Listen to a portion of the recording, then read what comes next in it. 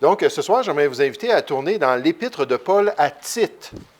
L'Épître de Paul à Tite, une des 3 épîtres pastorales dans le Nouveau Testament, une des 3 lettres qui est envoyée à un jeune pasteur pour l'exhorter à bien guider l'Église de Dieu. Et vous allez voir dans le passage qu'on va regarder ce soir, pour exhorter ce jeune pasteur-là à bien diriger les enfants de Dieu quant à leurs attitudes envers les non-sauvés ou envers les gens de ce monde.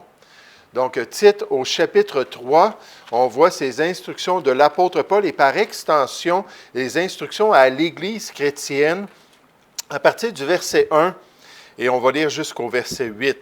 Tite, chapitre 3, au verset 1. On nous dit « Rappelle-leur d'être soumis aux magistrats et aux autorités, d'obéir. » Donc, rappelle aux chrétiens de l'Assemblée d'être soumis aux magistrats et aux autorités, d'obéir, d'être prêt à toute bonne œuvre. Et le titre de mon message ce soir, c'est « Être prêt à toute bonne œuvre ». Mais d'être prêt à toute bonne œuvre, de ne médire de personne, d'être pacifique, modéré, plein de douceur envers tous les hommes.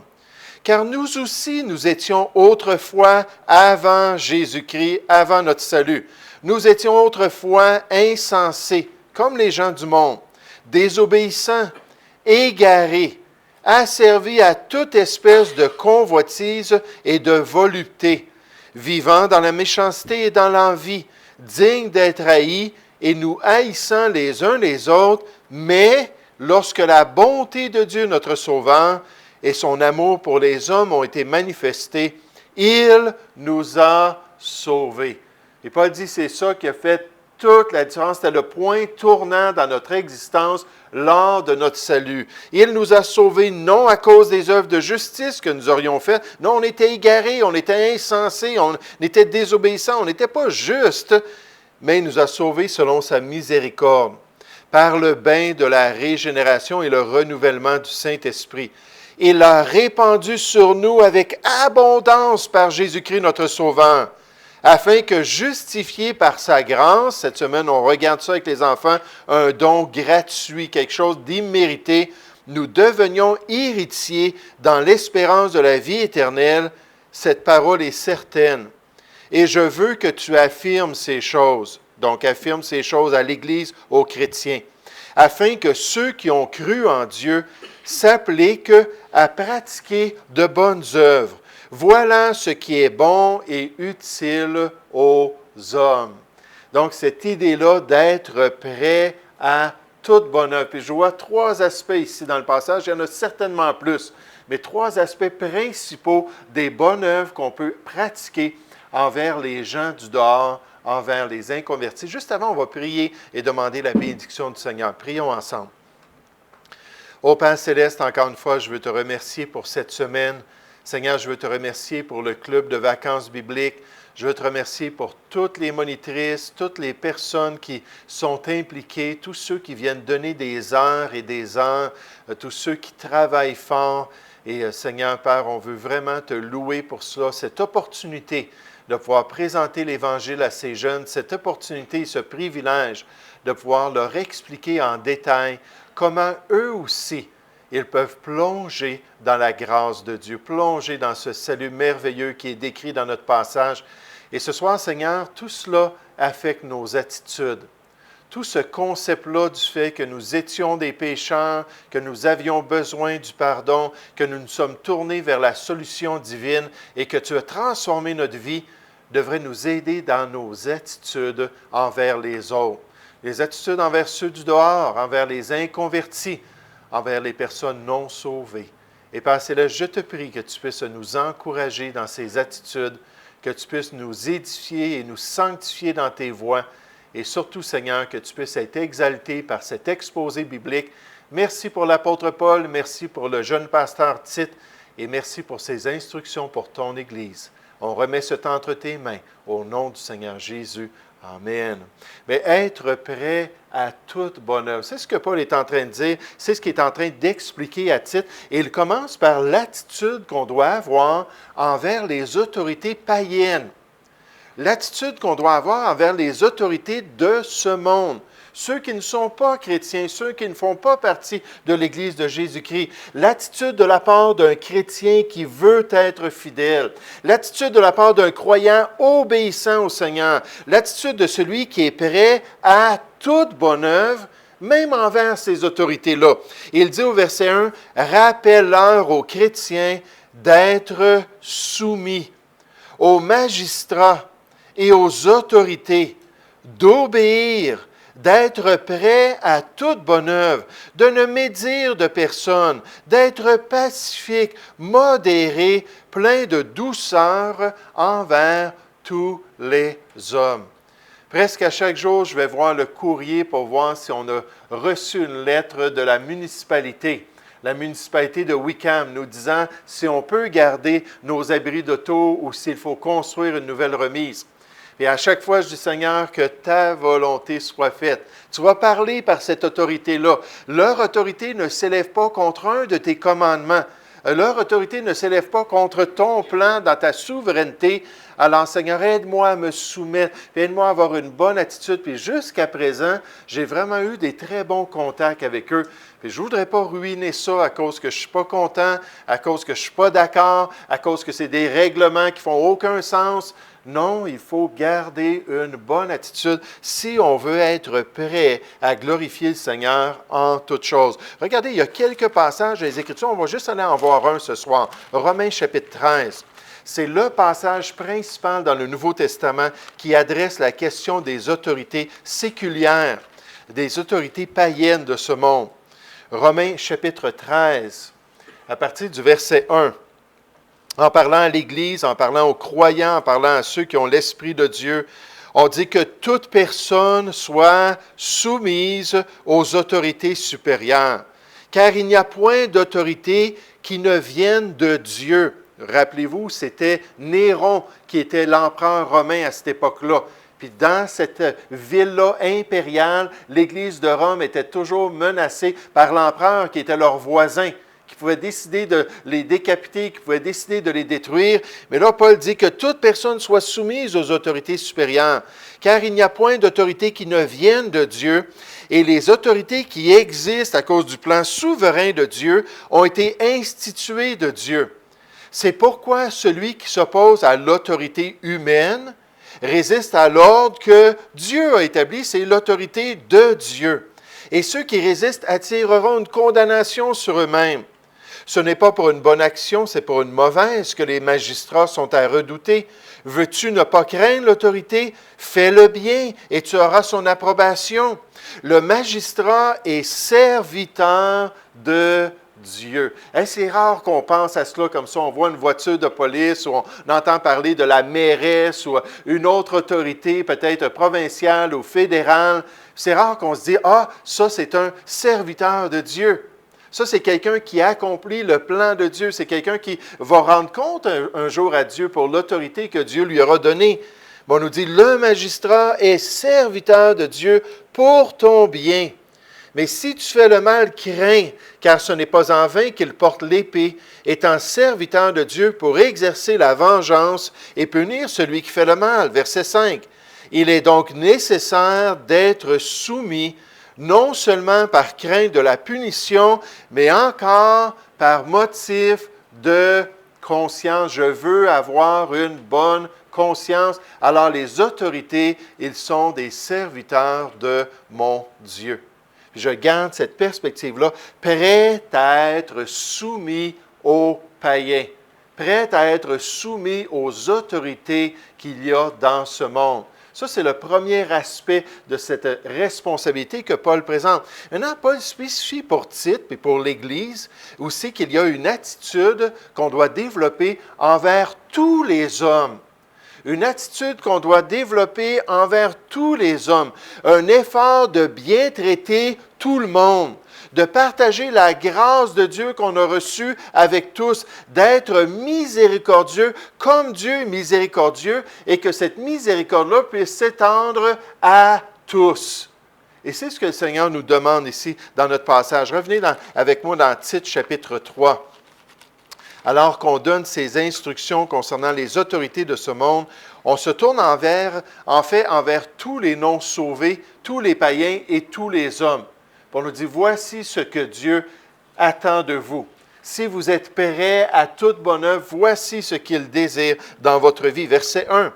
Rappelle-leur d'être soumis aux magistrats et aux autorités, d'obéir, d'être prêts à toute bonne œuvre, de ne médire de personne, d'être pacifique, modéré, plein de douceur envers tous les hommes.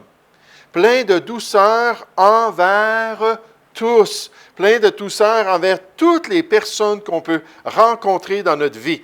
Puis ici, cette expression-là, tous les hommes, c'est l'expression grecque pas.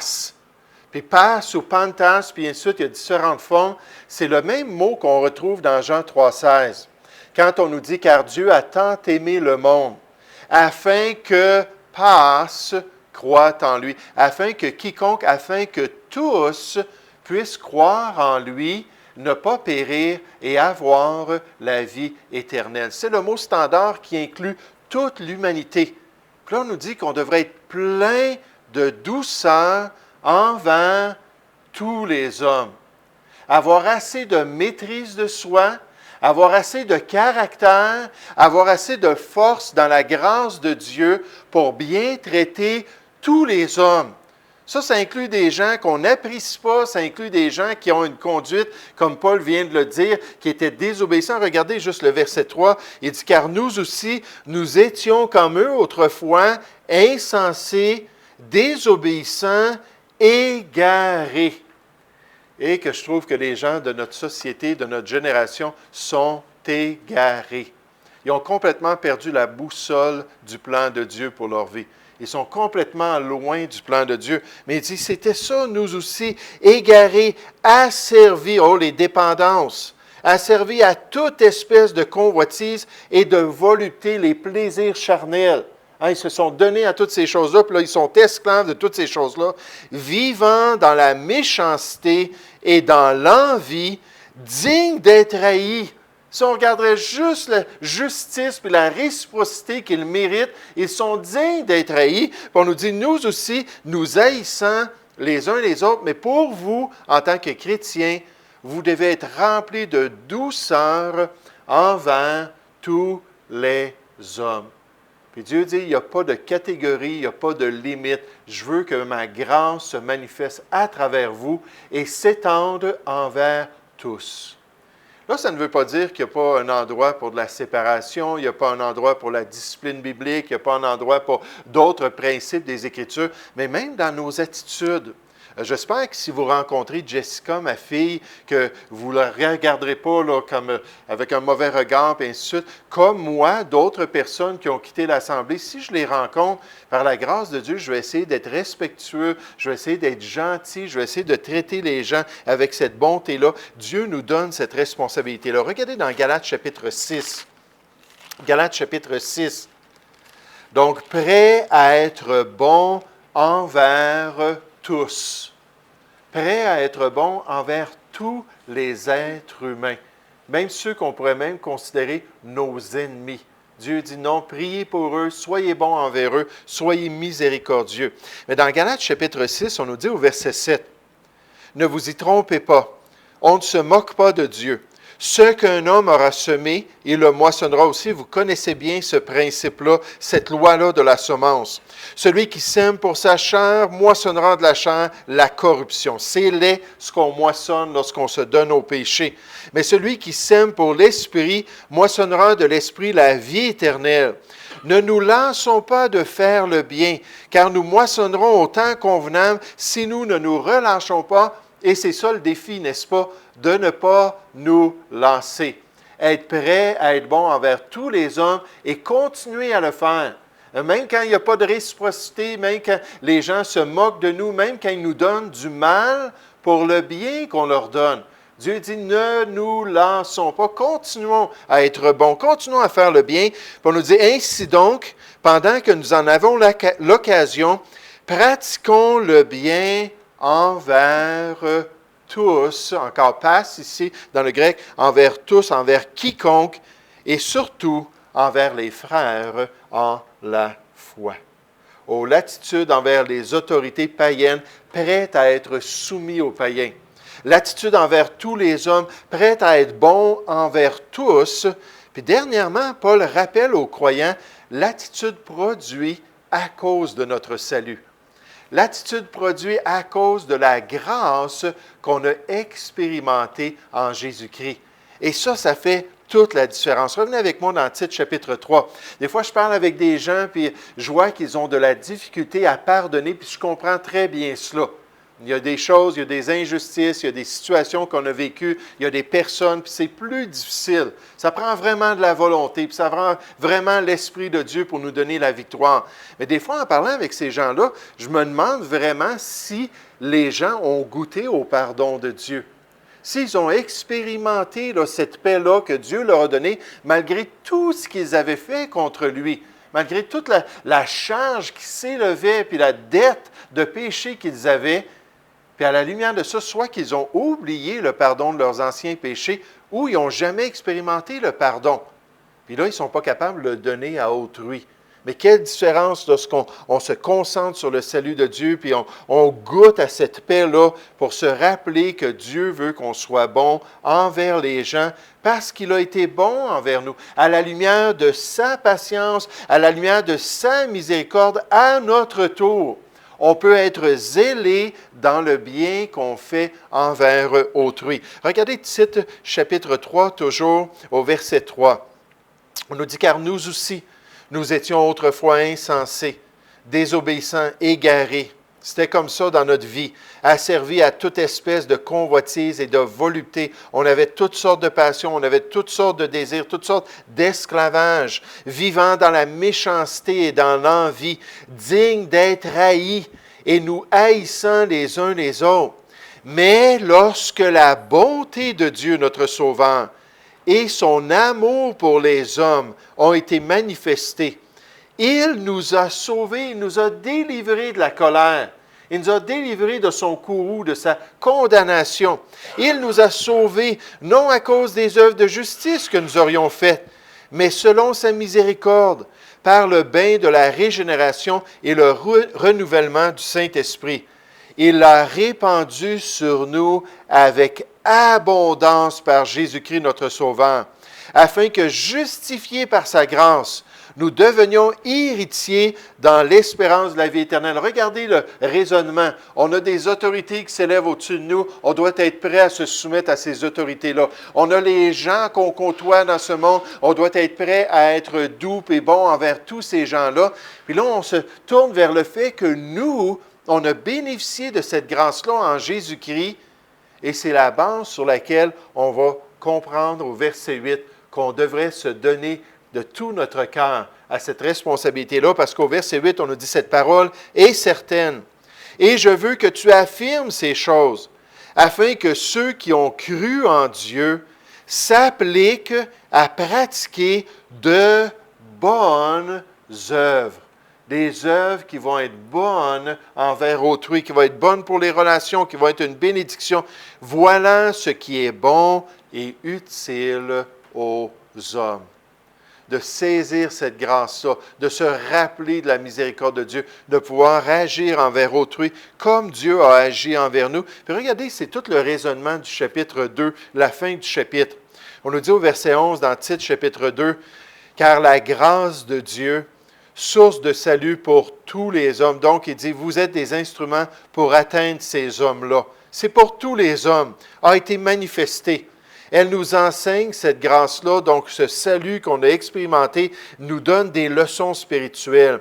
Elle nous enseigne à renoncer à l'impiété et aux convoitises mondaines, et elle nous enseigne à vivre dans le siècle présent, selon la sagesse, la justice et la piété, en attendant la bienheureuse espérance et la manifestation de la gloire de notre grand Dieu et Sauveur Jésus-Christ. Il s'est donné lui-même pour nous. Lui, il n'a pas eu peur de payer le prix. Lui, il n'a pas eu peur de renoncer à tout.